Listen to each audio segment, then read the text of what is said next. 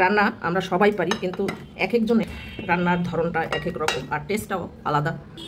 দেখেন দেখেন কতটা সুন্দর আর কতটা লোভনীয়। ঝোলটা একেবারে পারফেক্ট হয়েছে। এটা আরেকটু ঘন হয়ে যাবে যখন আরও ঠান্ডা হয়ে যাবে। আজকে রান্না করব এই যে জাপানি মাছ ভুনা করব। তো চুলায় আমি আগে ভুনা করব। তো আমি লবণ হলুদ পরিষ্কার করে ধুয়ে লবণ হলুদ মরিচ মেখে রেখেছি আর চুলায় তেল গরম করতে দিয়েছি। আর তেলটা ভালোভাবে গরম হয়ে আসছে। এখন মাছগুলো দিয়ে ভেজে নেব।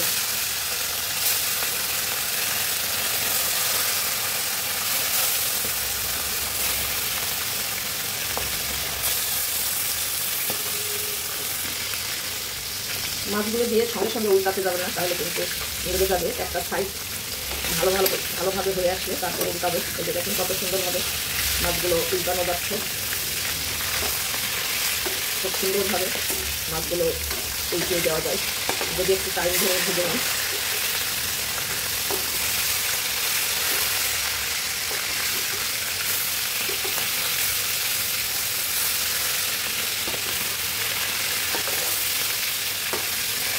এই পাঁচটা আমি সেমভাবে ভেজে নেব। মাছ ভাজা আমার হয়ে গেছে, আমি উঠে নিচ্ছি। লাল লাল করে মাছগুলো ভেজে নিচ্ছি। আর এই মাছ ভাজাগুলো এমনিও ভাত দিয়ে খেতে পারবেন, খুবই ভালো লাগবে সেটা।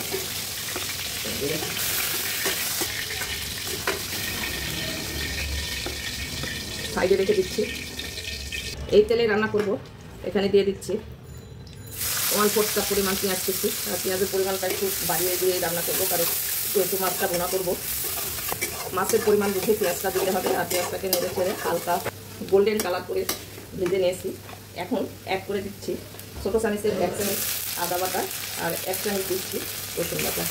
আর এই মশলাটাকেও আদা রসুনের কাঁচা গন্ধ চলে যাওয়া পর্যন্ত নেড়ে ছেড়ে একেবারে ভুনা করে নিয়েছি। আর দেখেন একেবারে মশলাগুলো কিন্তু ভাজা হয়ে গেছে। মশলাটা যত ভালো কষাবে রান্নাটা টেস্টটা তত ভালো আসবে। আর এই পর্যায়ে অ্যাড করে দিচ্ছি 1 কাপ পরিমাণ পানি। এখন অন্যান্য সব উপকরণ অ্যাড করে দিতে হবে। দিয়ে দিচ্ছি স্বাদ মতো লবণ, শুকনো মরিচের গুঁড়া, আপনাদের ঝালটা আপনাদের টেস্ট অনুযায়ী দেবেন। হলুদের গুঁড়া দিচ্ছি 1/2 চামচ, ধনিয়া গুঁড়া দিচ্ছি 1/2 চামচ। মাছ কিন্তু আমার বেশি না, তাই উপকরণও সব অল্প অল্প দিতে হবে।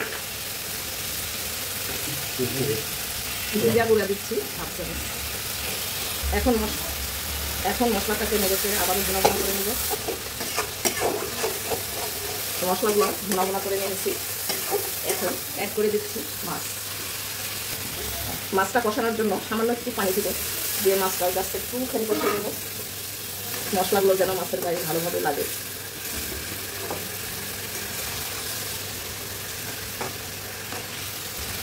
ঢাকনা দিয়ে ঢেকে এটা 2 মিনিট আমি রান্না করে নেব। 2 মিনিট রান্না করে নিয়েছি। এইভাবে যদি রান্না করেন তাহলে খেতে ভীষণ টেস্ট হয়। তরকারি অল্প তরকারিতে অনেকগুলো ভাত খাওয়া যায়। এখন অ্যাড করে দিচ্ছি ঝোলের জন্য পানি। তো 1 কাপের একটু বেশি দিয়েছি। আর এটা ঢাকনা দিয়ে ঢেকে দিচ্ছি। বরফটা ভালোভাবে আসছে। এখন অ্যাড করে দিচ্ছি একটা টমেটো, পাকা টমেটো। এটা দিয়ে আরও 2 মিনিট রান্না করে দেব। ঝোলটা টেনে গেছে। এখন আমি উপর দিয়ে ছড়িয়ে দিচ্ছি ধনিয়া পাতা কুচি।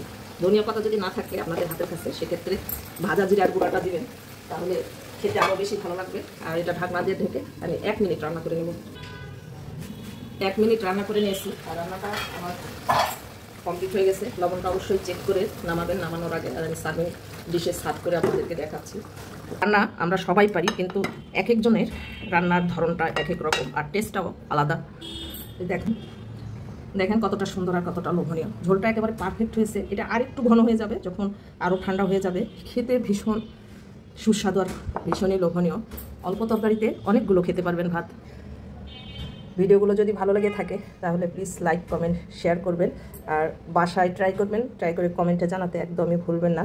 এরকম মজার আর নিত্য নতুন রেসিপিগুলো পেতে চ্যানেলটা সাবস্ক্রাইব করে পাশে থাকা বেল আইকনটা ক্লিক করে রাখবেন, যেন নতুন কোনো ভিডিও ছাড়ার সঙ্গে সঙ্গে নোটিফিকেশান সবার আগে আপনার কাছে পৌঁছে যায়। আর যারা ফেসবুক থেকে দেখবেন প্লিজ ফেসবুক পেজটাকে ফলো দিবেন, লাইক কমেন্ট শেয়ার করে আমার পাশে থাকবেন। আমার এবং আমার ফ্যামিলির জন্য দোয়া করবেন। আপনাদের সকলের সুস্বাস্থ্য এবং মঙ্গল জীবন কামনা করে ভিডিওটা আজকের মতো এখানেই শেষ করছি। ভালো থাকবেন সবাই, দেখা হবে পরবর্তী ভিডিওতে। আল্লাহ হাফেজ, আসসালামু আলাইকুম।